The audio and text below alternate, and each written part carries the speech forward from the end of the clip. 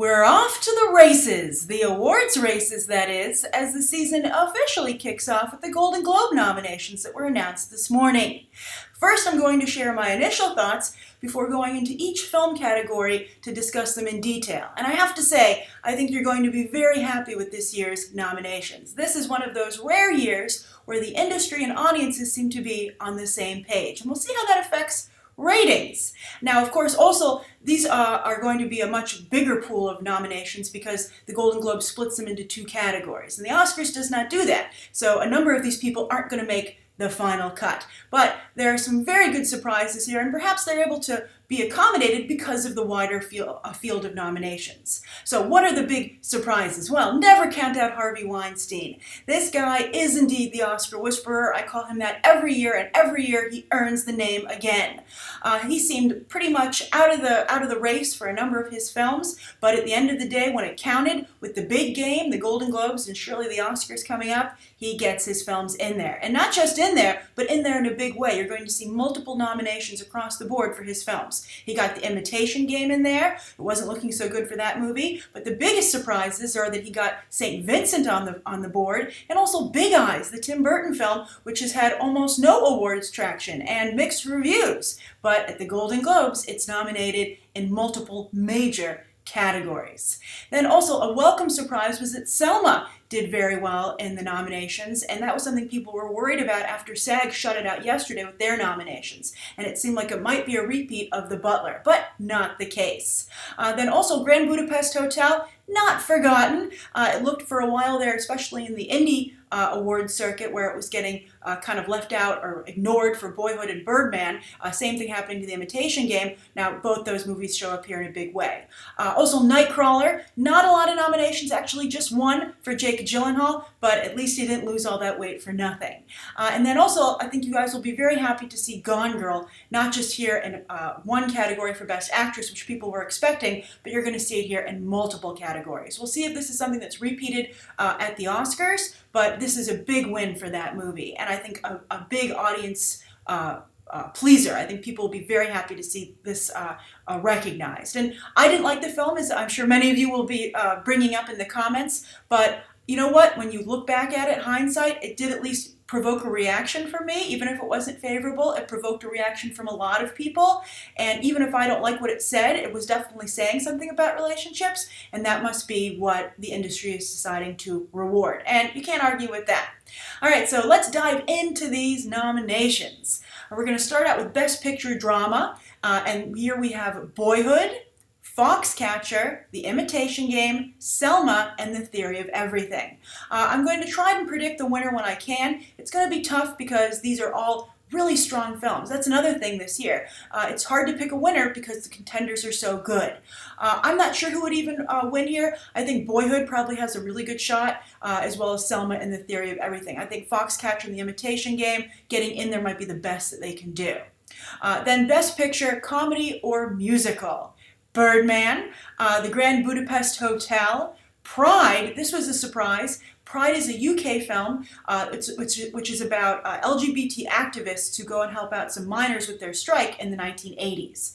It's a little bit of a Full Monty vibe, Kinky Boots, same kind of category of filmmaking there, and those are all very celebrated films as well. So it's very interesting to see it pop up here, and also in the main category, not in foreign film. Although I don't think UK, I think it has to be foreign language, of course. Yes, that's the instance. But it's so rare to see a foreign film in these main categories, it's easy to forget the exact qualifications for which section you can be in. And sometimes films cross over, but again, it's very rare. And they're usually a little bit more high profile than this, like something like Life is Beautiful. But for Pride to get in there, that's going to help that film in a big way. Then St. Vincent. St. Vincent, Best Picture. Don't expect this to be something that makes it to the Oscars, but this is a big boost for this movie. It did very nicely at the box office. Not huge, but I think this is going to help it really make a lot of money in the streaming on-demand DVD market. So that's very exciting. And it's very exciting for Bill Murray's career. So moving on to Best Actor Drama.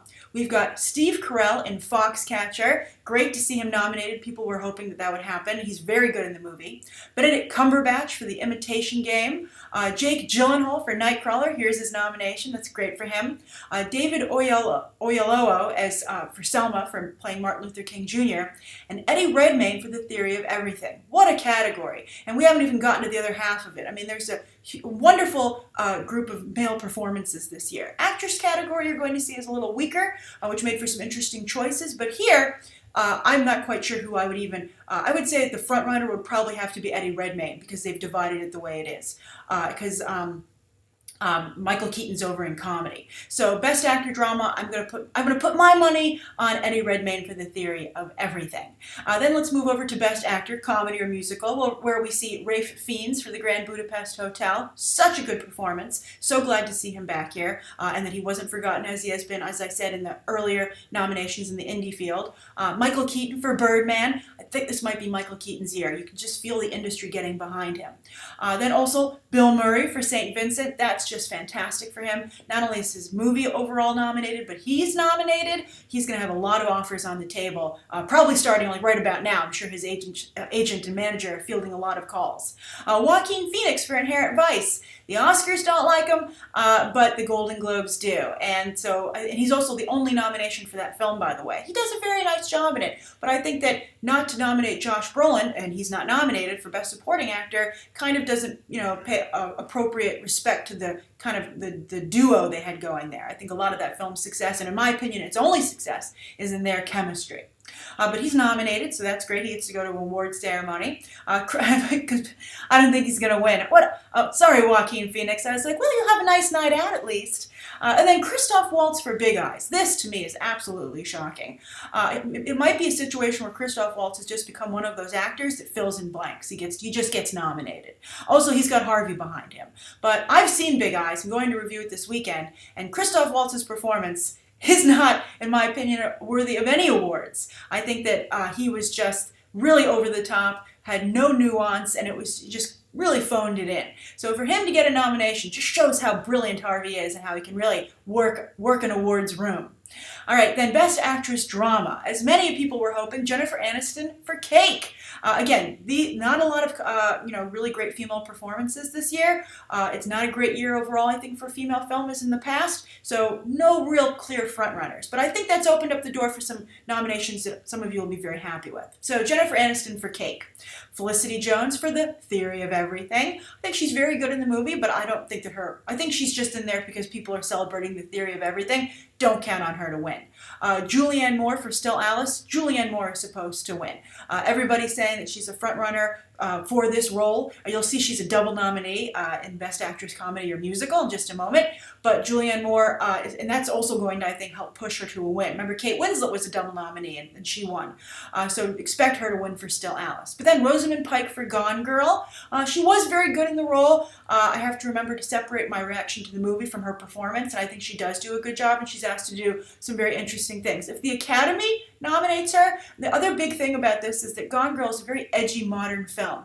And if the Academy can recognize it as the Golden Globes have, that will mean kind of a change in the mindset of the Academy and the voters' bloc in general and Hollywood, from being very old school to being open to these little bit more risque, edgier films. Sometimes they seem to be okay with it sometimes, but Gone Girl was both edgy and modern. It wasn't like The Reader, which had a lot of nudity in it, but it was a Holocaust film, etc., about someone who was illiterate. The Academy eats that stuff up.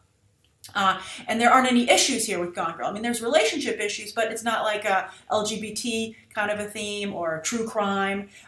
It's totally fictional, and it's sometimes some people might feel hard to believe, but it's a very interesting movie, and if it maybe would show that the changing landscape of Hollywood and the work they're doing, maybe in the Academy with changing who the voters are. They're trying to add some diversification when they invite people in every year. If films like Gone Girl can get on the board, it's really a game changer going forward for what kind of movies can be considered awards contenders. And hats off to the awards campaign for it that got it on the board. None of these movies can be here without a very strong awards campaign that's run within the industry. All right, so then of course Reese Witherspoon for Wild. I think this is just, another like Reese Witherspoon. She's been nominated and won before, so she just fills in the category, and it's kind of like, well, she made this movie expecting a nomination, let's give it to her. I don't think she's going to win. So I think Julianne Moore for the win, but maybe you could see Jennifer Aniston or Rosamund Pike with an upset.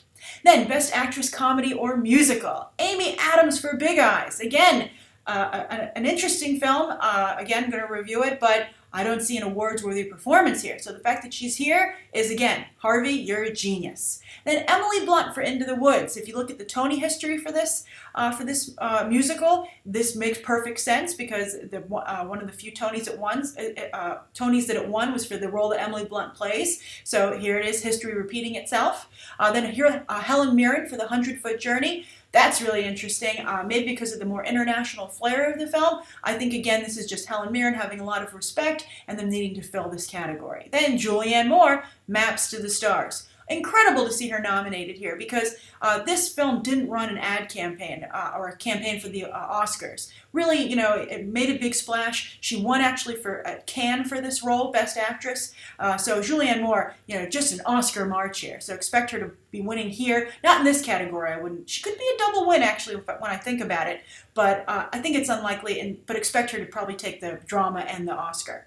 Then Quvenzhané Wallis for Annie. Isn't that great for Quvenzhané Wallis's career? She was a big nominee across the board and multiple award shows for her role in The Beasts of the Southern Wild, and then to so quickly have a repeat nomination is really impressive. I haven't seen Annie yet, although many people have because it's been leaked. But we'll see what happens if this does anything for the movie. But that's really a pleasant surprise, and the biggest thing that it's going to do is help her career.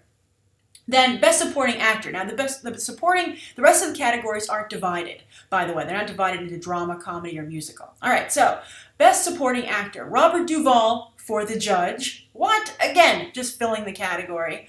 Ethan Hawke for Boyhood. This was not a surprise. He's very good in the role, but he's not going to win. And we'll get to that in a moment. But it's great to see him get a nomination for that.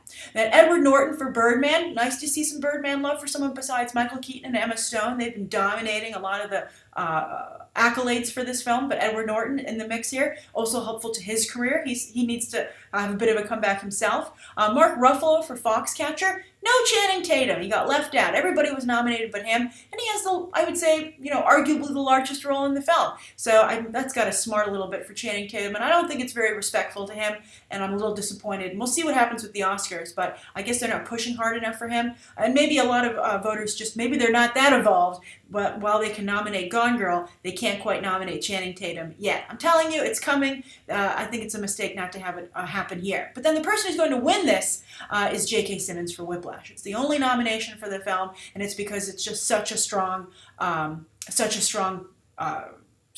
connection. I think that he has so much momentum for this Best Supporting award that you should see J.K. Simmons just pick it up again and again and again during award season. All right, so then Best Supporting Actress, Patricia Arquette for Boyhood. She has a shot at actually winning, and again, it's an interesting thing to see these actors be recognized for their work, and something that was 12 years in the making. Although L.R. Coltrane didn't get nominated, I think is also very interesting. But anyway, Patricia Arquette. Then Jessica Chastain for A Most Violent Year. Just saw that last night. I would also say this is filling the category. My review on that is coming shortly. Then Keira Knightley for The Imitation Game. She was nice. She did a nice job in the movie. Certainly as good as Benedict Cumberbatch. I think it was a great role for her, and I think this could be a turning point in her career. So great for her, and it's always a good idea to hook up with Harvey. He treats you right. Then Emma Stone for Birdman. That's great. I think this was a great role for Emma Stone with Cabaret that she also has going on right now. She's getting rave reviews for that performance on Broadway. I think it's great for her to take back her career after her little Spider-Man break, which she was, liked in the role, but that whole Amazing Spider-Man experiment just hasn't largely worked out, I'm afraid. So I'm glad that, while Andrew Garfield, her boyfriend and co-star, is having some trouble moving on, and maybe he won't. He's in a Martin Scorsese picture coming up. I think Emma Stone is just right back where she left off, so kudos to her. And then also Meryl Streep for Into the Woods. Never underestimate Meryl Streep. She could take an award for this as well. Into the Woods, of course, is nominated for Best Picture, Comedy, or Musical, so don't underestimate her in this category. This one's a little more wide open, though. I would say Patricia Arquette, Emma Stone, or Meryl Streep. All right, so then Best Director. Wes Anderson, The Grand Budapest Hotel. Fantastic for him. I think it was great. As I said when I reviewed the film, he broke out of his mold. He took his best qualities and applied them to a new genre. He made a thriller, and I'd like to see him continue to challenge himself going forward now that he sees the kind of results that he can get. Then also Ava DuVernay for Selma. This is a big deal. She is a woman director, a black woman director, so that's, double jeopardy. She's apparently very good. This movie is getting a huge, late in the game entry on the awards radar, but very, very strong. It's just come out like a meteor out of nowhere, racing towards these award ceremonies. So her nomination alone, she should be getting some calls for projects going forward. So that's very, very, very exciting, and I bet Warner Brothers is like, damn, maybe we shouldn't have hired our Wonder Woman director when a new one just came on the board. Catherine Bigelow isn't the only game in town. Then David Fincher for Gone Girl. This is a very big deal and very funny with the conversation that's currently going on about him and Jobs and Cleopatra and all that. So David Fincher to get a nomination here, he's still got it, and he can still make people talk and think, and it's very commendable to him and the film. Then Alejandro Inarritu for Birdman. Don't underestimate his ability to take this, because what he did was so inventive. Also, same with Richard Linklater for Boyhood. The other directors are very, very good, but in terms of the inventiveness and the complicated ship that they had to steer and captain, their films, Birdman is the one long continuous take, and then Boyhood is shot over the course of like 12 years. So really, it's a very big deal in both cases, so I think they're probably your front runners, as I think personally they should be. Then for Best Screenplay, The Grand Budapest Hotel, Gone Girl, Birdman, Boyhood, and The Imitation Game. All very, very strong. I would think that Birdman or Gone Girl would probably be your winners here. Again, Gone Girl, I didn't like it, but made people think, and you can see the kind of nominations that it resulted in. And I did say that going forward, I would consider hiring Gillian Flynn to write screenplays. I even picked her someone I would pick for Wonder Woman, because I think she's a strong female talent. Maybe just somebody needs to watch her a little bit, but she's also now a nominated screenwriting talent, and that's a very, very big deal. Also, her nomination and David Fincher here is going to help HBO's Utopia quite a bit, because now it's from the award-winning team, or award-nominated team, behind Gone Girl. So I would think that Gone Girl or Birdman would probably be likely to win here. Then, Best Animated Film.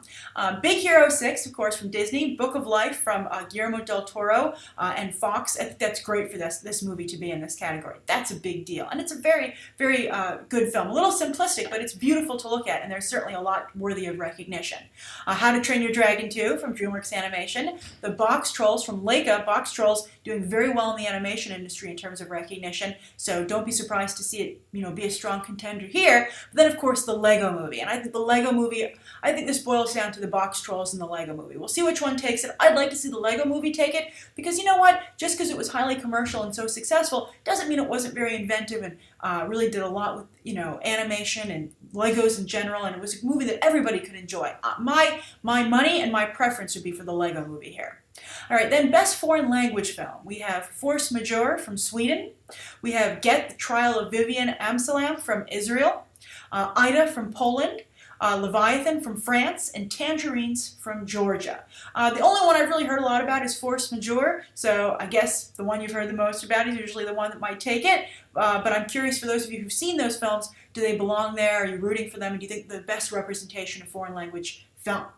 Then I included the Best Original Song and Best Original Scores here because I thought there were some interesting things about them. I don't usually cover that category. But Best Original Song, Mockingjay Part 1, as you could say, did get a nomination, but not for the Hanging Tree song, which I think was a mistake because that's the song that's really caught on and had political inspiration, both in the film and in real life. So I would have liked to have seen that nominated. Instead, the Lourdes song got nominated, Yellow Flicker Beat. Then also you see Big Eyes by Lana Del Rey from the movie Big Eyes. Glory by John Legend from Selma. Mercy Is by Patti Smith and Lenny Kaye from Noah. Noah got on the board. That's nice. Not totally forgotten. And then Opportunity from Annie, and of course that Mockingjay song. Another nomination for Annie. That's great. And to pick that song, I think that's very, very interesting. Of course, original, I guess it had to be added for the movie, but that it got on there, very, very nice. Then Best Original Score, and you'll see why, you can see, I'm sure, right away why I included this, but let's just go through it. The Imitation Game, Alexandra Desplat for that score. The Theory of Everything by Johan Johansson. Then Gone Girl by Trent Reznor. Boy, Trent Reznor hooking up with David Fincher is like one of the best things that ever happened to his career. He, of course, was successful beforehand, but this has just taken him to a whole new level. It's kind of like Pharrell Williams, suddenly the Oscar-nominated singer-songwriter. Then Birdman, Antonio Sanchez, and Interstellar, Hans Zimmer. I have to say, as much as Gone Girl might be something that is an audience favorite, my money would be on Birdman with Antonio Sanchez, because the jazz soundtrack there is really fantastic. It's a big part of the movie, and it's like consistent throughout, and it's used very inventively. It really helps to create the mood of the film. It's very in there, like on a very basic and organic level. So that's what I think would take the win there.